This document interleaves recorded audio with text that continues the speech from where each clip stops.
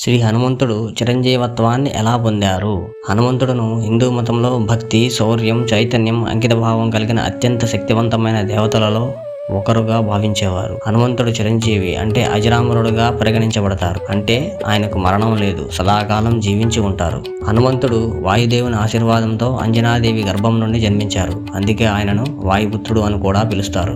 ఆయన చిన్నతనంలోనే అపారమైన శక్తి కలిగి ఉండేవారు. హనుమంతుడు వాయుదేవుని కుమారుడు కావడంతో బాల్యంలోనే అగ్నిని తినే ప్రయత్నం చేయడం, సూర్యుడిని అందుకోవాలనుకోవడం వంటి అద్భుత శక్తులను ప్రదర్శించాడు. భాస్కరుడిని ఒక ఎర్రని పండుగ భావించి ఆకాశంలో ఎగిరి పట్టుకోవాలని ప్రయత్నించినటువంటి శక్తులను కూడా ప్రదర్శించాడు. హనుమంతుడు చిరంజీవిగా ఎందుకు మారారు అనే ప్రశ్నకు అనేక కారణాలున్నాయి. ముఖ్యంగా ఈ 4 ప్రధాన కారణాలుగా చెప్పబడతాయి. 1. శ్రీరాముని ఆశీర్వాదం. రామాయణ కాలంలో శ్రీరామునికి హనుమంతుడు అగ్రభక్తుడు. రాముని సేవలో అపారమైన విశ్వాసం, భక్తి చూపించినందుకు రాముడు హనుమంతుడిని చిరంజీవిగా దీవించారు. ఎన్నాళ్ల పాటు నా కీర్తి ఉంటుందో అన్ని యుగాల పాటు నువ్వు ఈ లోకంలో ఉండి నా భక్తులందరికీ ఆశీర్వదించాలి అని శ్రీరాముడు హనుమంతుడిని ఆశీర్వదించారు. 2.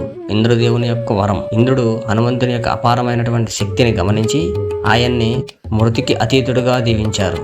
నీపై ఎలాంటి ఆయుధ ప్రభావం చూపలేదు అని ఇంద్రుడు హనుమంతుడికి వరం ఇచ్చాడు. 3. బ్రహ్మదేవుని వరప్రసాదం. హనుమంతుడు భక్తి, కర్మయోగానికి పరాకాష్ట. ఆయనకు బ్రహ్మదేవుడు చాలా ప్రత్యేకమైనటువంటి వరాలను కూడా ఇచ్చారు. వాటిలో ఒకటి చిరంజీవి భవ అనే ఒక వరం. ఈ వరం వల్ల హనుమంతుడు యుగాల తరబడి జీవించి భక్తులను కాపాడుతున్నారు. 4. వాయుదేవుని దీవెన. వాయుదేవుడు తన కుమారుడైన హనుమంతుడికి ఎప్పటికీ జీవించి ఉండే శక్తి, ఆయురారోగ్యాలను దీవెనగా ఇచ్చాడు. అందువల్ల హనుమంతుడు ఎప్పటికీ బలవంతుడు ఉంటారు. హనుమంతుని యొక్క చిరంజీవత్వం మనకి ఇచ్చేటువంటి సందేశం ఏమిటంటే, హనుమంతుడు ఎప్పుడూ స్వార్థం లేకుండా రాముని సేవలో నిమగ్నమై ఉన్నారు. భక్తి మరియు నిష్కామ కర్మలను ఆచరించేవారు ఎప్పుడూ స్వార్థం లేకుండా రాముని సేవలలో హనుమంతుడు నిమగ్నమై ఉన్నట్లు ఉంటారు. సత్వగుణం, ధైర్యం, నిజాయితీ, నిజమైనటువంటి భక్తి, ధర్మం నడిపిన జీవితానికి హనుమంతుడే ఒక గొప్ప ఆదర్శం. ప్రేమ, భక్తి, సేవ చేస్తే మనం కూడా అజరామరులుగా అంటే మరణం లేని వారుగా ఉండగలం. అంటే